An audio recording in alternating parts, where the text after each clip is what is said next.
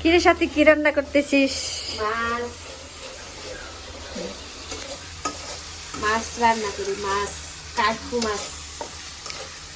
তরকারি তো হয়ে এসছে, এখন দিয়ে দিই। মশলা কষানো হয়ে গেছে। এই যে সিম, আলু, বেগুন, টমেটো, ফুলকপি দিয়া এগুলি মাছের ঝোল রান্না করা হবে আজকে। মাছের ঝোল। আর কি রান্না করা হবে? মিষ্টি কুমড়া না? কুমড়া আর হলে পুঁটি মাছ ভাজি আর পালং শাক রান্না।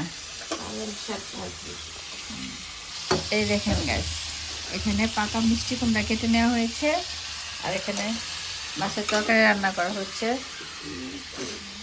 যে মাছটা ভাজি করে নেওয়া হয়েছে।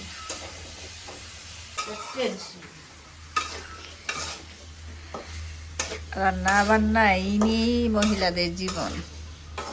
দেখেন আজকে আমাদের কোনো কাজই হয় নাই, সব কিছু এলোমেলো হয়ে আছে। এখানে ঝাড়ু পড়ে আছে, এখানে বিছানা আছে, এখানে বালিশ কম্বল সব কিছু এলোমেলো। এখন এগুলো সব গুছানো হবে। সুন্দর রোদ উঠেছে আজকে, আবহাওয়াটা খুবই ভালো লাগছে। আমার এই গাছটা মরে গিয়েছিল, এখন কি সুন্দর সতেজ হয়ে গেছে, কারণ এটা শীতের সিজনে গাছটা বেশি হয়, গরমের সিজনে গাছটা আবার কমে হয়, মানে একদম মরা মরা হয়ে যায়। এখন কি সুন্দর হয়েছে। এটাতে যদি আমি আরও সার গোবর পানি দিয়ে দিতাম তাহলে গাছটা আরও সুন্দর হতো, কিন্তু আমি আসলে অলস, কিছুই করি না।